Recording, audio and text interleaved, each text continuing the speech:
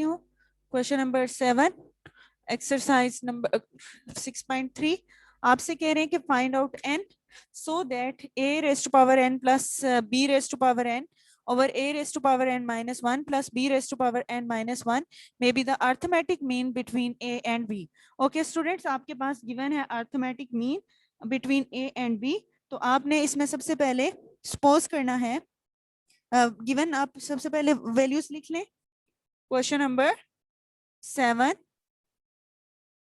Given आपके पास है arithmetic mean between A and B is equals to. Ma'am meeting दोबारा वो नहीं करती मैम, रिपीट मतलब क्या कह रहे हो अली? वो कैंसिल करके दूसरा मीटिंग. मेरी मीटिंग का इशू नहीं है, आप री एंटर हो जाओ.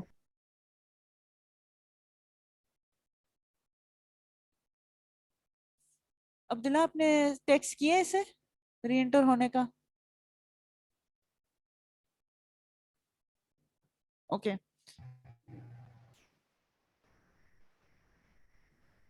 ठीक है. स्टूडेंट्स कंटिन्यू करते हैं. According to the statement find n so that आपके पास arithmetic mean is given between A and b. A and b के दरमियान जो अर्थमेटिक मीन है वो आपकी बुक में गिवन है a raise to power N plus B raise to power n over a raise to power N minus 1 plus B raise to power N minus 1. तो ये आपके पास अर्थमेटिक मीन गिवन है और आपसे ये फाइंड आउट करवा रहे हैं कि what is the value of N, यानी एन का क्या आंसर आता है. सिंस आपको पता है कि arithmetic mean between A and B का जो आपने फॉर्मूला पढ़ा था that is A plus B over 2. Both are arithmetic means between A and B. ये भी अर्थमेटिक मीन शो कर रहे हैं ए एंड बी. तो मैं इस इक्वेशन को आपस में इक्वेट कर सकती हूँ. तो which implies that A N plus B raise to power N over a n minus 1 plus b raised to power n minus 1 is equals to a plus b over 2. तो ये आपके पास आता है. अब इसके बाद आप देखें तो आपने इसको सिंप्लीफाई करके फाइंड आउट वैल्यू जो आपने करनी है what is the value of n. तो n की वैल्यू फाइंड आउट करनी है. अब सिंप्लीफिकेशन में सबसे पहले आप सबको पता है अलजेब्रिक सिंप्लीफिकेशन है, क्रॉस मल्टीप्लीकेशन हो जाएगा. So 2an plus bn is equals to a plus b into A N minus 1 plus B N minus 1. अब आप लेफ्ट साइड की मल्टीप्लीकेशन तो जस्ट सिंपल सी है 2 raise to power N plus 2 B raise to power N. अब ये multiply करेंगे तो a into A raise to power N minus 1.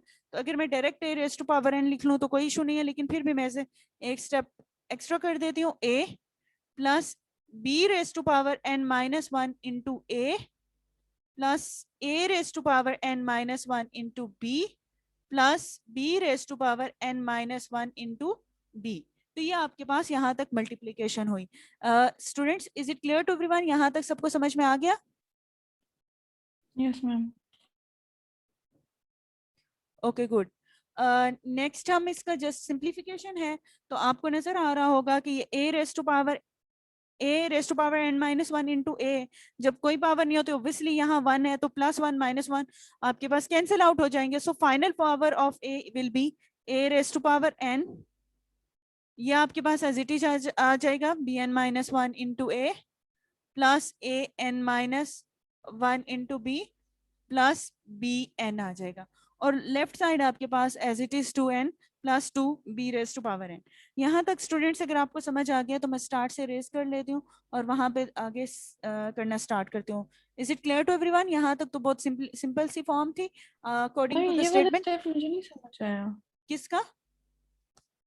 अच्छा सही आ गया. सॉरी. हाँ मैम इरेज ना करें. और हाँ मैम आपकी आवाज नहीं आ रही, बिल्कुल ही नहीं आ रही. अली मैं मैं देख कर आपको समझ रहा हूँ. अली मैं आपको कह रही हूँ री एंटर हो जाए मीटिंग में. सिर्फ आपको आवाज नहीं आ रही है. मैम, कई दफा मैसेज कर दिया, मैंने भी इन्हें मैसेज किया है. बाकी सबको मैंने भी आ रही किया है. है, अब ये नहीं देख रहे. मैं इसको रिमूव करती हूँ ना, खुद ही खुद आ जाएगा.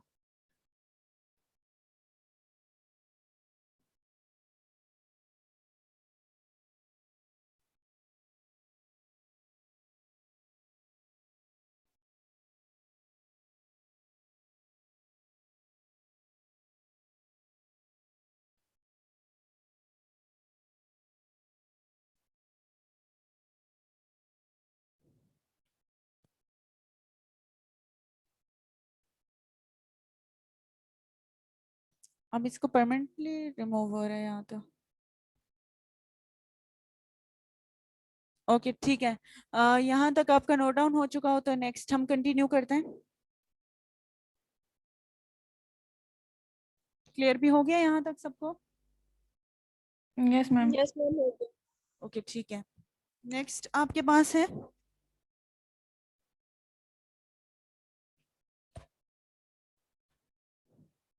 Next step. हमने क्योंकि वैल्यू फाइंड आउट करनी है एन की, तो आपको नजर आ रहा होगा ये जो आपने स्टेप्स किए हैं इसमें कि इसकी लेफ्ट साइड पे 2 into A raise to power N है और यहाँ A raise to power N है। तो सेम टर्म्स को एक साथ ले आते हैं और इसके बाद सब्ट्रैक्शन का स्टेप करते हैं। तो आपके पास नेक्स्ट स्टेप क्या आ जाता है, 2an minus A N plus 2bn minus B N is equals to bn minus 1 into A plus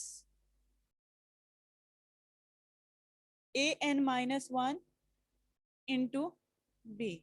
तो ये आपके पास नेक्स्ट स्टेप आ जाता है an plus B N is equals to bn minus 1 into A plus an minus 1 into B. Hopefully यहाँ तक सबको समझ में आ गया होगा। नेक्स्ट करते हैं।